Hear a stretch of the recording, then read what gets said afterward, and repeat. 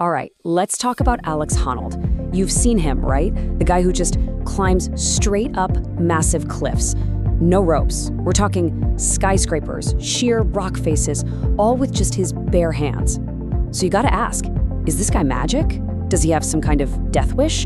Or, and this is the really cool part, is there a science behind it all? A science that you and I can actually break down and understand? Yeah, that's the big question, isn't it? What does it really take to do something where one tiny mistake and it's over? Is it just insane brute strength? Or is there something else going on? Because when you see a guy like that, dangling thousands of feet up, you can't help but wonder what separates us from, well, that. And you know what? The answer is way more interesting and honestly, way more relatable than you'd think. Okay, so first things first. To really get what he does, we have to talk about the stakes. Because you can't appreciate the win until you understand just how bad it is to lose. This is what we're talking about. Free soloing. It means no ropes, no harness, nobody there to catch you. You are completely on your own. There is no safety net. There is no plan B. It's just you, the wall, and gravity. So let's put this in perspective. Think about other hardcore sports. Powerlifting, right? You fail a lift, you might get hurt, but you'll probably live. MMA, a ref can jump in and stop the fight before things get too bad. But free soloing? Well, as exercise scientist Dr. Mike Israetel puts it, you can't argue with a cliff. In this sport, the referee is physics itself, and physics is always undefeated. And here's the number that changes everything. 50 feet, that's it. It's about the height of a 5-story building. You fall from higher than that, and it's pretty much guaranteed to be fatal. Now think about Honnold's climbs. We're not talking 50 feet. We're talking thousands of feet. Every single move, every handhold is way, way above that line. So you'd think he has to be the strongest climber in the world, right? Some kind of genetic freak with superhuman grip strength? Well, that's where the story gets really interesting, because that's not it at all. And don't just take my word for it. This is straight from Honnold himself. He openly says that when it comes to raw finger strength, he's actually weaker than a lot of other top climbers. So wait a minute, if it's not strength, then what in the world is it?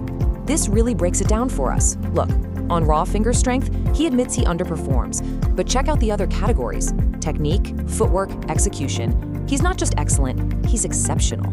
He's not trying to muscle his way up the rock. He's more like a surgeon. He makes up for less power with absolute perfection in everything else he does. See, he's not stronger, he's just better. So that's the big pivot. If it's not about raw power, then what is the secret sauce? Well, this is where we get to the core of it. It's not about having the biggest engine. It's about having an engine that's been perfectly, meticulously tuned for one very specific race. And this brings us to the science of specificity. And trust me, this is where it gets super cool. The best way to understand this is to look at how he got ready to climb the Taipei 101 tower. We're talking 1,600 feet of straight up building. See, a guy like Honnold doesn't just go to the gym to train climbing. No way. He trains for one single climb. It's a 3-step process. First, he analyzes the challenge down to the tiniest detail.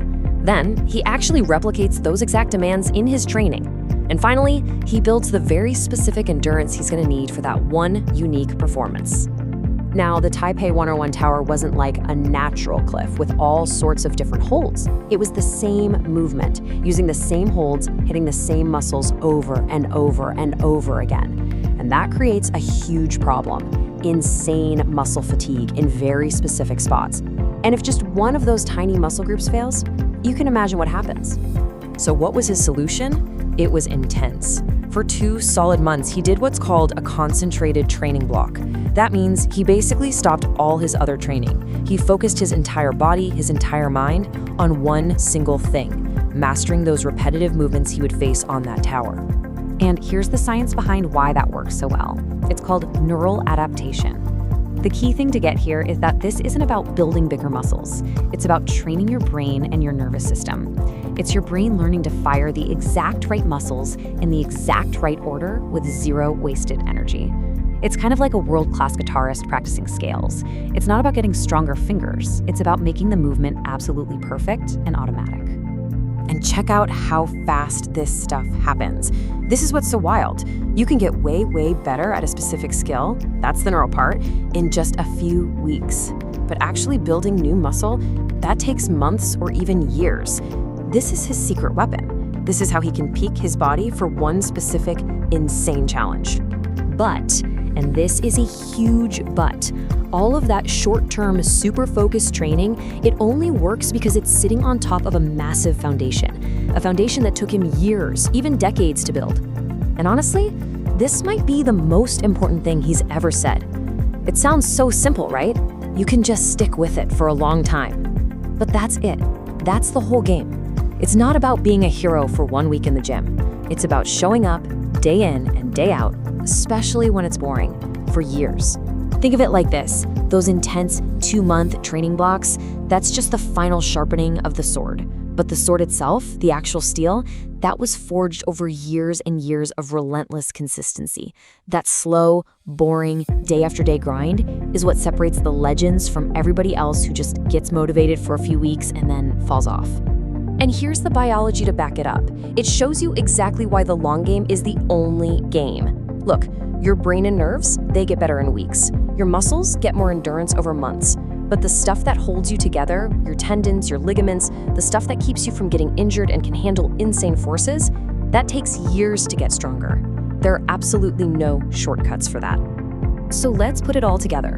What does it actually take to forge an elite climber like this? What's the real recipe? It really comes down to these 4 things, all working together.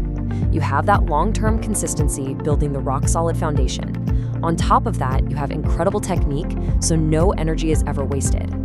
Then you layer on that hyper-specific training to peak for the main event. And when you have all of that, that's what creates the final piece of the puzzle, unshakable mental strength. And this, right here, is maybe the biggest takeaway of all. That mental toughness he has, he wasn't born with it. It was earned. It's the direct result of thousands of hours of physical preparation. He's confident because he knows, with absolute certainty, that he has done everything humanly possible to prepare. The confidence comes from the work. So it all comes back to this. This is the final lesson, and it applies to everything. It doesn't matter if you're climbing a mountain, building a business, or learning to play the piano. The path to getting really, really good at something isn't some big secret. It's just having the guts to stick with it day after day and play the long game. So as we wrap this up, I want you to think about this. What's your Type A 101? What's that one huge goal in your life that seems totally impossible right now? Because what we can learn from Alex Honnold is that conquering it might not take some flash of genius or superhuman talent. It might just take something much more powerful. The simple decision to just keep showing up.